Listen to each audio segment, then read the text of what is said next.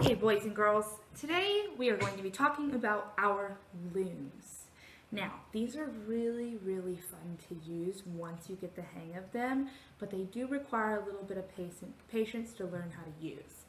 A loom is just a tool or piece of equipment that you use to weave or make a tapestry on. Today, I'm going to be showing you all the different parts of this loom, and I'm going to be showing you how you can make a tapestry of your own and get started.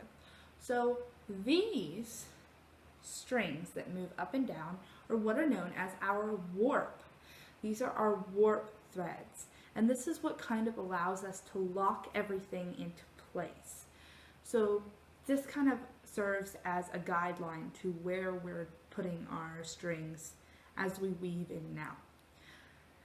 They run from the top to the bottom in these little notches, and they stay really secure in the loom. They should be nice and tight. If they're not, definitely come to me and talk to me before you use this.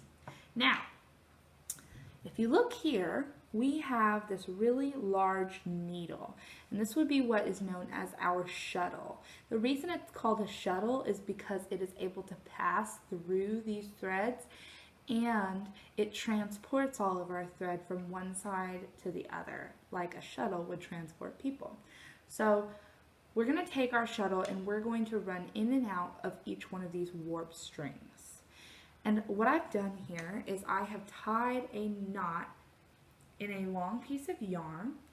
So I've tied a knot to the end of my shuttle. That's all it is. I just tied it on there. And I also tied a knot at the bottom of our loom. So if you look here, I've just tied this string onto one of my warp threads. Now, what I want to do is take all of this thread or this yarn that I have, whether it be a rope, whether it be a ribbon, and we're going to begin our weaving. Now, anytime we are weaving that material through the warp threads, we are working right to left or left to right. This is what's known as our weft. So our warp strings, they go up and down. The weft goes right to left. Now, I'm going to take my shuttle and I'm going to go over the first one, under the next one, over the first one, under the second one. So I'm going to repeat that pattern over and over again, just going in and out like so. So I'm going to start by going over, under, over, under, over, under, over, under. And I'm just repeating that. And as you start to feel like, okay, this is really getting deep in there, maybe I should start to pull the thread through. You can go ahead and start to pull that yarn so that it gets into the warp. And you want to make sure that you are not pulling so fast that you make knots in your yarn or your rope. So you don't want to pull it through really quick because it could get all jumbled up. So here I noticed the last one that I did was over, and so I'm going to go under the next one. So I'm going under this one right here. Over, under, over, under. And I'm just going to repeat this process all the way until I get to the end. And here is where it gets a little tricky. This is the step everyone forgets. After you pull this through to the other side and you've made it all the way over there, what you have to do is go around the wooden dowel. So these two pieces of wood right here are really going to hold these fibers. If I were to pull back and forth, back and forth, back and forth really tight, like I should, if we pull too tight, we could pull those warp strings together and we're going to end up with a weaving or a tapestry that looks kind of like an hourglass. And that's not what we want. We want it to be nice and straight. In order for that to happen, we are going to go around the dowels. So I'm not going to pull so tight that this string goes yoink and comes over. I want it to be straight up and down, but still tight enough that I can take this piece. Notice it's in front of the dowel, okay? It's in front of the dowel. What I'm going to do is I'm going to go in between this crevice right here, in between the side of my loom and this wooden stick.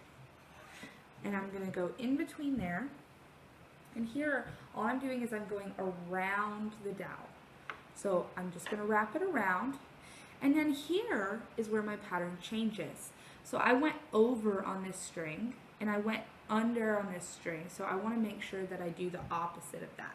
When I come around, I'm going to pull through and go over where I went under last time. Okay, they should be opposite.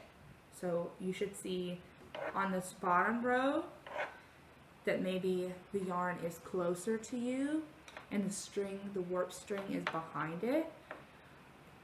And then this string that we just put on top should be the other way around. So the warp string is closer to me and the yarn is further away. So I'm just going to repeat that pattern. I'm going to go under, over, under, over. Again, you want to make sure you don't skip any strings. You want to make sure that as you're pulling this through, that you're going to end up with the opposite of what you had before. You should not see string on the same side of the warp strings as you did on your last row. And then when you get to this side, all the way over to this dowel, you're going to do the exact same thing we did before and go through the crevice and around the dowel. Okay? As long as you keep doing that, you'll be fine. Eventually, you're going to run out of string or yarn and you're going to have to change it.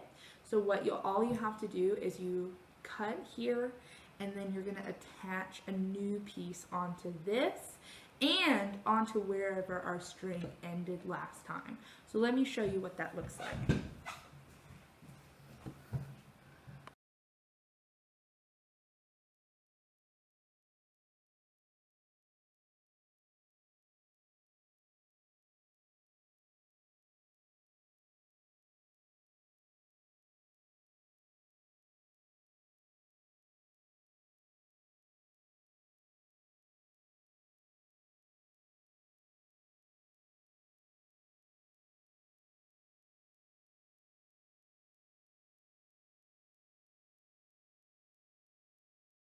Okay, so now that we have made it through a couple rows, and all my rows I've just gently pushed down. I don't want to push it down into this bottom part because of these notches.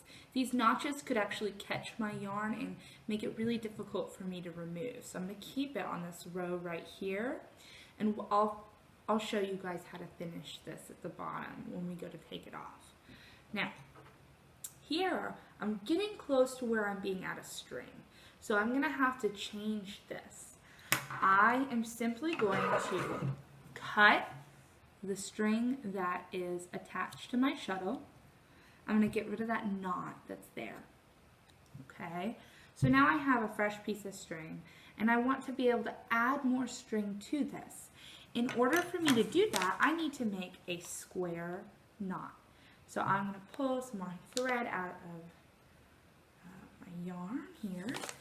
And what I'm going to do is I am just taking a little bit more and I'm going to attach it to that other piece.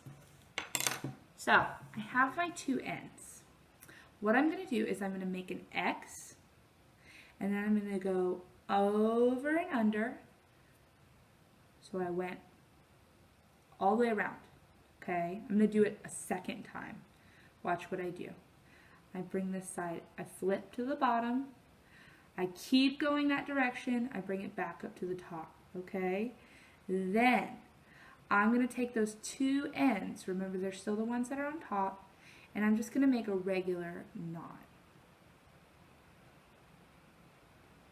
So I just made a little loop, and now I've tied those guys together. This is going to make a really strong knot. Of course, here I have some extra fiber that I need to cut away. So I'm just going to take that guy and get it pretty close. I don't want to cut right up against the knot because what that could do is undo it. And then you might end up with like a random loose yarn thread that hangs out of your loom and you don't even know where to attach it back. So you want to make sure you've got a nice strong knot and that you don't cut too close, but you cut away any of the extra. Now I have much more string, but I still have to attach it to my shuttle. So once again, I'm going to slide that guy in, and I'm just going to make a knot. Double knot, keep it tight, and then I'm ready one more time to weave another round. And look how much more yarn we have. So I can just keep working back and forth. Now, one thing I do want you to notice here is the way that these fibers run opposite of the row before. So if you look here, this orange string, it's going in front of my warp thread. On my next row, my pink string on that same warp thread is going behind it. This is going to be really important because otherwise our fibers won't lock together, and when we go to take it off the loom, it's just going to fall apart. So we've got to make sure, if you don't see that happening, pause and check every couple lines that you do to make sure you haven't made a mistake. And if you see any funky business, all you have to do is work your way backwards to where you see that mistake and then just try again. So from here, happy weaving. Good luck.